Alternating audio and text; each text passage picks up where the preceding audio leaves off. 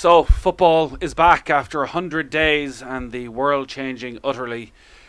Well, we're back, and Brian Kerr was alongside me for Manchester City's 3-0 victory against Arsenal. Strange night in the commentary box, Brian. No fans, very different from what we left 3 months ago. How'd you find it? It's surreal, the strangest situation I was ever in.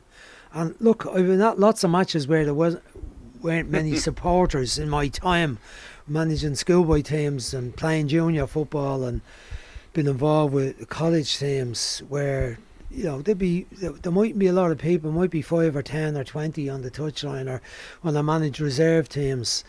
But tonight, when you're used to seeing teams playing in front of big crowds, I mean, I saw Manchester City 3 months ago playing against Manchester United and almost 80,000 people at Old Trafford in a most hostile atmosphere. And tonight was very, very strange indeed. And I thought the game suffered because of that. There was a lack of tempo to the match. You could see the players were off the pace a bit. Their touch was letting them down frequently. The passing wasn't as crisp as normal. I doubt if they were up to full speed fitness levels. We had the interruptions of injuries in the first half. 2 Arsenal players going off in the first half. Eventually Manchester City got the breakthrough. Once they got the second goal, and that whole incident with David Luiz and the foul on Mahrez, the penalty by De Bruyne, the game was over. But it was a very, very strange atmosphere. Well, if you missed the game, but you've ever seen any Manchester City Arsenal game over the last 3 or 4 years, you know what happened, because City ran riot. It was 3 after a slow enough start from City for the first half an hour.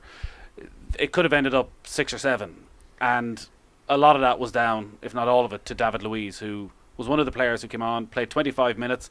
Terrible mistake for the first goal just before half time. Gave away the penalty kick right at the start of the second half. Sent off. De Bruyne scores.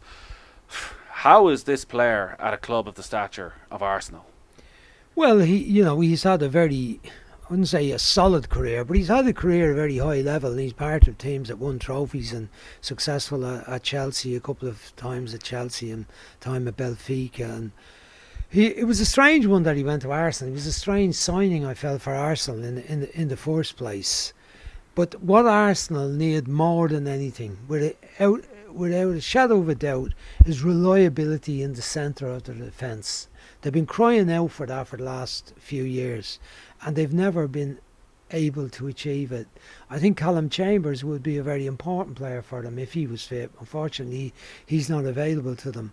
But all of the other players that they've used in centre-back position have proved to be unreliable, inconsistent, too slow, caught out of position, often caught too high up the pitch, and not got the pace to recover quickly enough. Tonight we didn't see that so much because they were back fairly deep and fairly compact for most of the first half of the game, and Mustafi and Marty started as the pairing, another new centre-half brought in by this manager, you'd have to say, who was playing in Brazil for Flamengo. He's been around Europe, played for several not top teams, I'd say, around Europe, but he didn't look the part. I thought he didn't look majorly mobile or comfortable, and he wasn't helped by Tierney. I think his inexperience and his lack of football.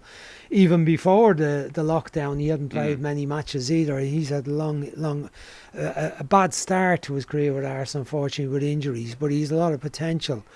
So the back four looked okay because there was a good bit of protection. At times we saw Nketiah, who was the centre forward in the most advanced position, often deep in his own half, helping out the defence.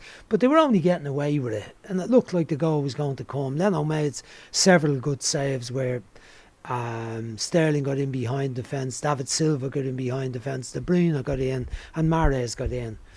And the goal, it came out of a mistake, but it was on the way anyway. But like this was horrendous mistakes. This was Phoenix at Park this stuff. level. At this level, well, I'd say even worse. It depends on what division you're watching in the Phoenix Park. What division? Careful who you're insulting here. Yeah. Well, I won't go. United Churches League or Leinster Junior Division 5. I think any manager, any level would have expected once the centre half got across to that position, he would have dealt with the little ball in behind by De Bruyne for the diagonal run of Sterling. Like But the he just last didn't minute deal of with it. injury time in the first half, you just get rid of it. Yeah, just get there and make it and deal with it. But he didn't deal with it. Sterling was in behind him, and he smashed it into the net with his right foot. Lovely finish, and it's been a good week for Sterling, I think, but a really good finish in the end. But it was made so easy, a horrendous mistake. It was a good week for Raheem Sterling, and it feels as though it was appropriate that he scored the first goal of the restart, and it was quite powerful at the start of the game, which we saw in both matches today. The game kicks off, and for the first 10 seconds, everybody, the players and the referee, take a knee. And the football at the start of this crisis, it felt as though it was been hung out to dry in some ways by the British government, and they wanted to hang football out to dry. With what Marcus Rashford has done over the last 48 hours, the way Raheem Sterling has held himself, and the way football seems to have come together, how would you assess what's gone on? I'm happy to see what's happening, but my feeling is it's an awful lot very, very late. Why didn't this happen years ago when people felt, black players and the black populations of the world must have felt very sore at how people behaved towards them and how governments discriminated towards them. But the general population, not all of the general population, but there was a latent racism there, but also an obvious racism and a blatant racism. And it's not been dealt with by governments, it's not been dealt by people, it's not been dealt with by society, and it's not been dealt with by sport. In fact, we saw issues in American football in recent years where players who tried to take a stand were penalised by the owners and were abused by the politicians. That's not so long ago. So this may be a turning point, but I'm kind of sad that it's happening so late, and I hope what's happening now won't just become, that happened a while back and we all forget about it. We move on when there's something else major happens in the world, another pandemic arrives, or there's another horrible thing happens in the world, maybe a plane crash or an earthquake or something like that. This has got to be a changing time for society and for people across the board to take it on board in every part of society. As I heard somebody say the other day, children are not born racist, so people learn to be racist from the behaviour of others in their society. And we've all got to be brave enough to stand up and say, no, that isn't good enough. And I've even examined my own conscience about it in recent days. Did I not, although I've been involved with Sardi for many years, and I've always been conscious of the issue and always tried to do something, tried to help and tried to work around it.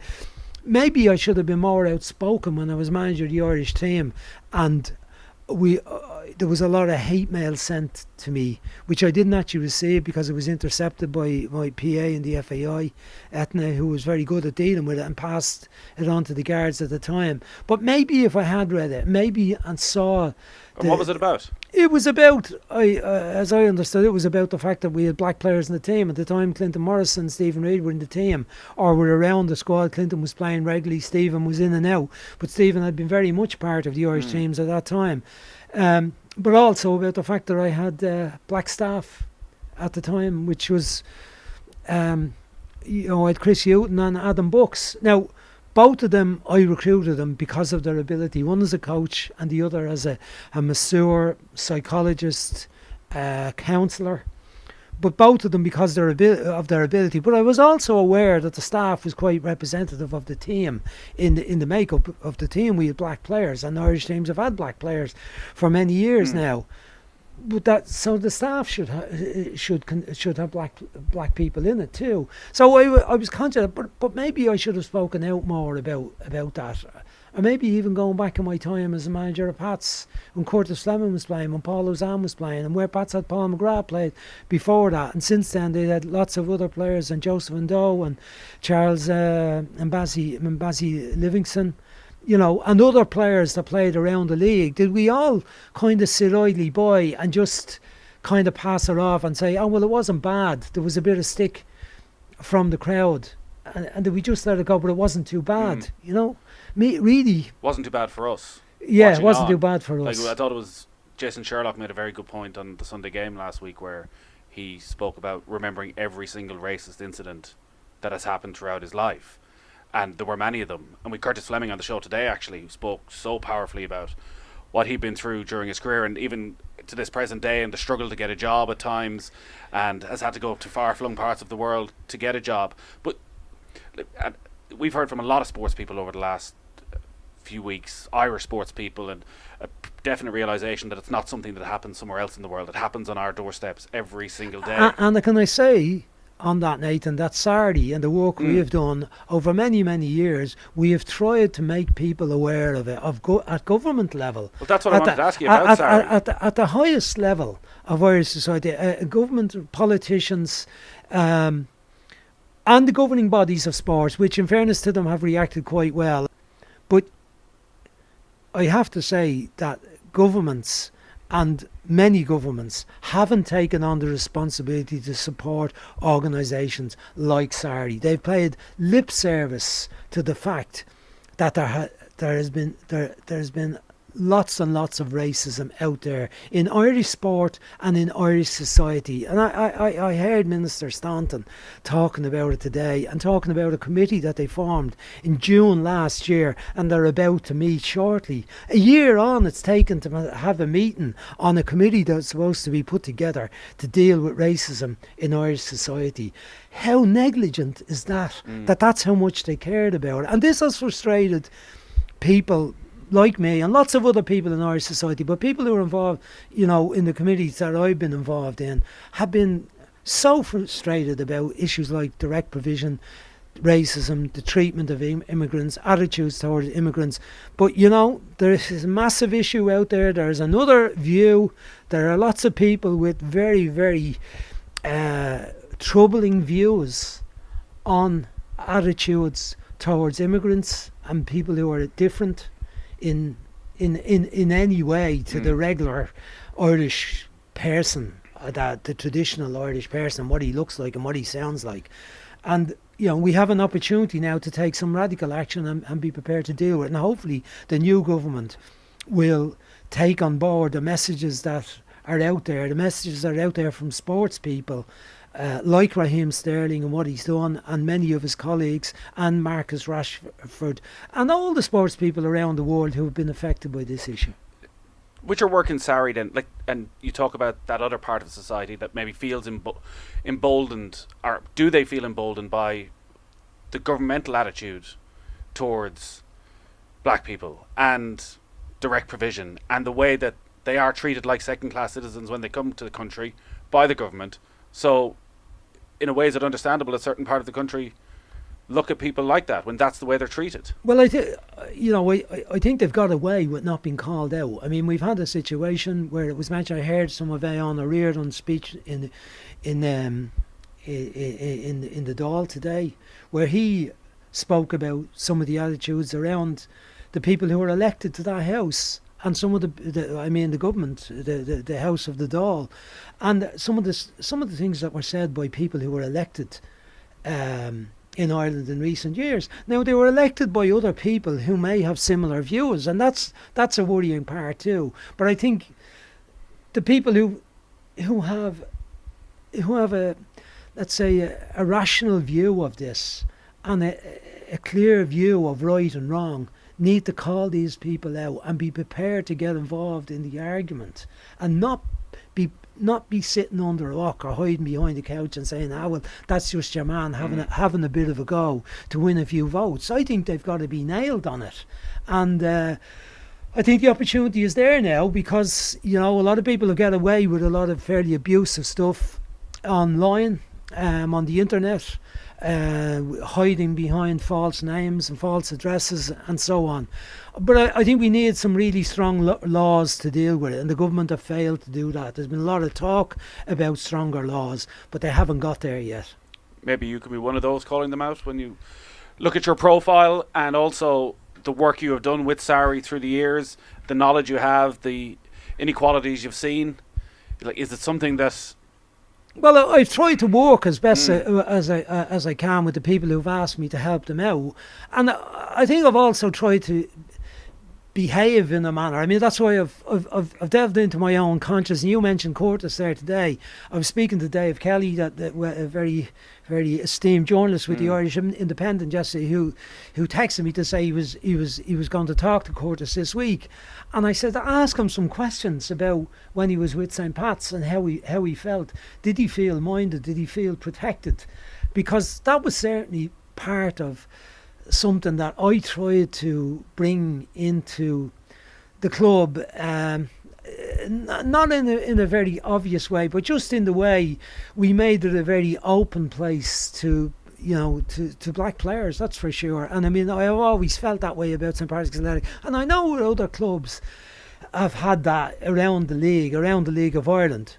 I've had that attitude. We've had lots of smashing black players that have added grace and ability and style to our league for many, many years. Some beautiful players that were appreciated by the crowds at many different clubs. But they've also, and you mentioned Curtis, they've had to put up with abuse that was probably kicked under the carpet a little bit, and people didn't take too much notice and just say, that was only a few people in the crowd.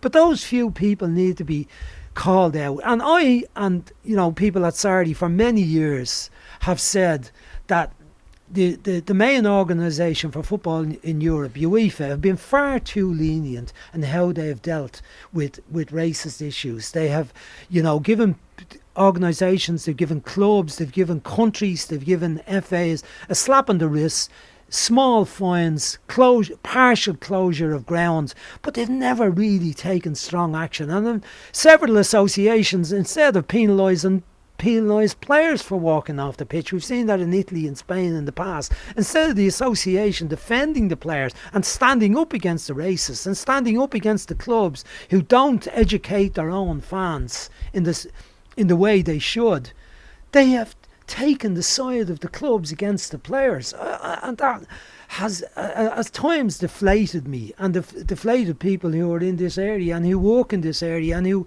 are part of the FAIR group, which is Football Against Racism across Europe, which is an amalgamation of lots of different similarly minded groups to say Show Race and Red Card, Sardi, and many similar organisations in countries across Europe, in Poland, in Russia, in the obvious European countries and maybe the less obvious and I mean less obvious in countries where there are nationalistic tendencies, where there's societal victimisation of black people, where there's continuous racism shown towards any black players, and it seems to be a bit of a laugh and a bit of a game, and sure we go to the game and just abuse the black lads and get on with it.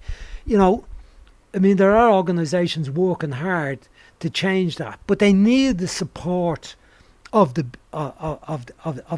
governments and of the governing bodies and of the likes of UEFA and FIFA. Do people realise that FIFA abandoned their anti-racism committee in 2016 because they said their work was done? There was no more work to do. Can you believe that? In 2016, they disbanded that committee.